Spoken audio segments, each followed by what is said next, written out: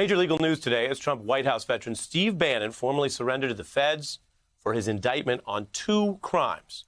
Bannon exiting a black SUV today to face a hearing that begins what will be this prosecution for 2 counts of contempt over his defiance of Congress. This was quite a scene you see here for the one-time Trump campaign chair and right-wing gadfly. Reporters mobbing Bannon. He was headed into an FBI field office. He also streamed what you see here as part of the arrival himself. He shared it on his own video service. He was rocking his signature look of deliberately disheveled as he entered the building there. He faces an outcome that he essentially sought by blatantly defying legal subpoenas and congressional requests. Now, Bannon has come to embody the MAGA movement in this post-Trump administration era. Once pardoned by that president, this time he's on his own.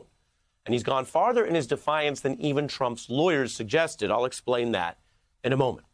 But first, consider that whatever Bannon hoped the public might see, and think of this, today is far more than some spectacle.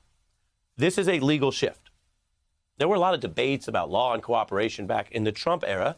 Congress found that Donald Trump obstructed, and Congress impeached him for it. But he was not, under the Constitution, convicted for that. This, right now, is different. January 6th has clearly become a national flashpoint, and today's legal process is not the political part.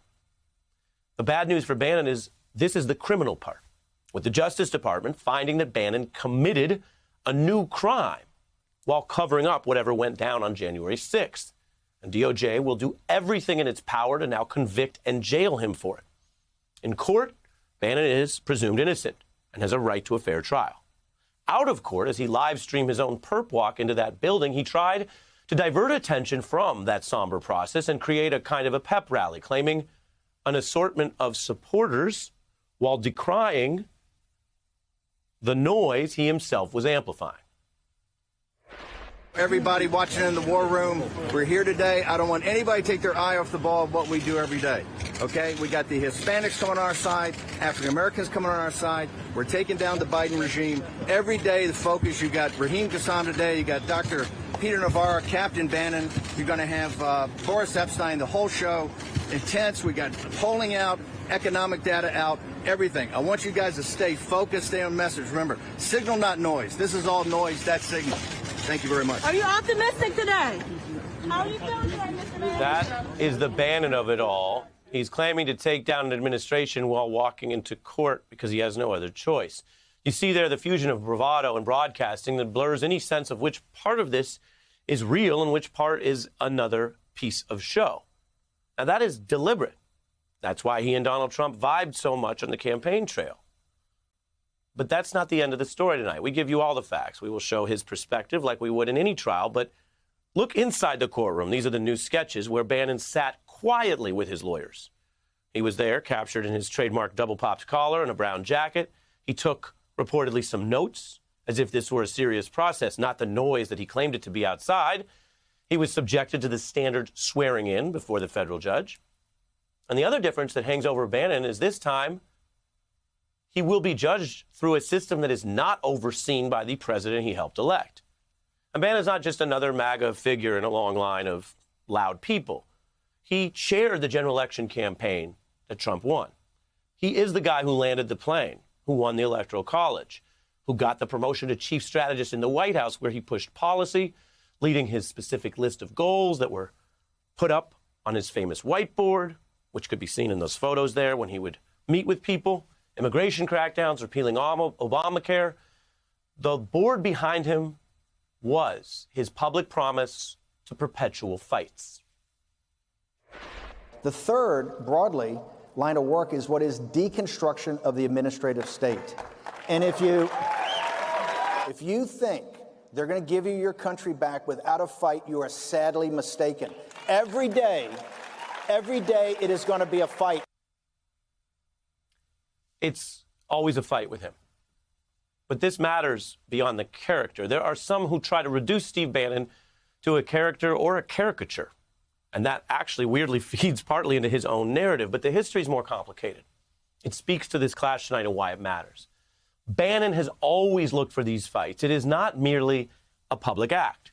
It actually informs his approach to campaigning and governing and leading his claimed movement, which, if you haven't noticed, even though they lost the last election, is a part of our national life. It is a view that there must always be powerful enemies to fight, that the system itself is broken.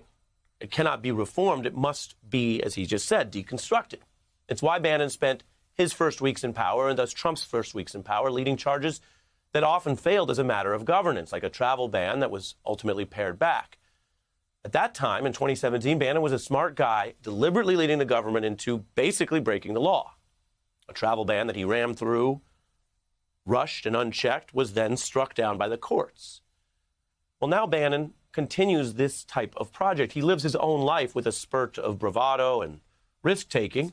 I actually pressed him about this in our Beat interview back in 2018, bearing down on the questions about his funding. He was cagey while claiming that raising it was no problem. How much money does your group have? We've raised, quite a bit of money. We Over do messaging. $5 million? Over $5 million, yes. Over $10 million? I don't want to put a number on it. Is there anyone you would not take money from?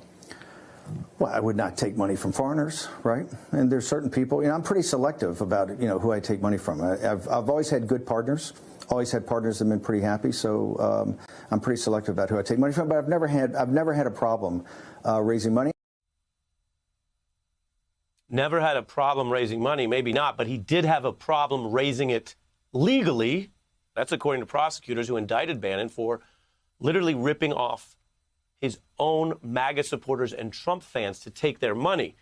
I don't know whether that makes him selective or not, as he claimed in our interview, but those led to charges that he was defrauding hundreds of thousands of donors, promising them he would take their money to build the wall. Now, those are charges that he evaded with a pardon from Trump. And that came after the earlier falling out with Trump, which all began, as so many of these things do in MAGA land, not with reality, but with perception and media, a falling out after Time magazine dubbed Bannon the great manipulator. Bannon gets bounced. West Wing lightning rod Steve Bannon is out tonight as President Trump's chief strategist. Steve Bannon is out. He walked out of the West Wing and right into the Breitbart newsroom, declaring he feels jacked up and free and says his hands are back on his weapons.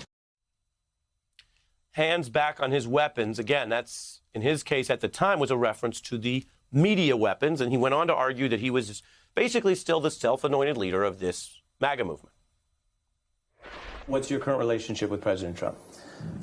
You can see it every day on TV. I mean, it's exactly what people report. President Trump's doing his thing. I'm doing my thing. Remember, I didn't really know President Trump that well before I stepped in and took in as CEO of the campaign. But he said a lot about you when you had a public parting. Do you Sure. think he still believes those things about you? I don't know, and I don't care. He claimed not to care, but he certainly cared about getting the ultimate exercise of power from President Trump, a pardon over a case that they ought to care about, which was whether or not Trump fans were being defrauded. Legally, a pardon is in its acceptance and admission of guilt. This time, there's no pardon on the horizon from a president who ejected Trump from the White House. And that goes now to the legal part. I've just given you a lot of context. But it's very important to understand exactly why Bannon is in this criminal hot water right now. You may have seen headlines that he's doing Trump's bidding, but let's look at this actual new indictment, which shows that Trump was only, quote, requesting Bannon not disclose privileged information, while Bannon's lawyer then said that Bannon would not be producing documents or testifying at all. So let me explain what that means in plain English. Even Steve Bannon's lawyers admit they are doing more defiance than Donald Trump is asking for right now. That is a terrible legal strategy because, and Adam Schiff and others have talked about this, where there might be some debatable thing like a privilege issue or a scope issue of how much is Congress really asking for, lawyers meet and talk about that. It can take a long time. You don't get indicted in the middle of that negotiation. But Bannon, right now, went further than Trump and just said he won't cooperate at all, which is what the DOJ says is now the crime. Add to that Bannon's role at the so-called command center for what would be an insurrection, where he pledged all hell would break loose just hours before the riot. Now, after today's court appearance, Bannon was back on brand. This is going to be the misdemeanor from hell for Merrick Garland, Nancy Pelosi, and Joe Biden. Joe Biden ordered Merrick Garland to prosecute me from the White House lawn when he got off Marine One. And we're going to go on the offense. We're tired of playing defense. We're going to go on the offense on this. Fact check. No evidence has been offered for that. Now, by the way, if there was hard evidence of some sort of meddling at the DOJ, well, that would help Bannon at a trial, and we would certainly report it. But this is that slippery push and pull. Someone who has gotten accustomed to playing this game when he had an incumbent president at his back. Here he is threatening, it would seem to me, the Attorney General, talking about misdemeanors, talking about the idea that he doesn't just want his hands back on his weapons. He thinks somehow he can use the public pressure to distort the legal process and maybe get his hands back on political power on the federal government in America.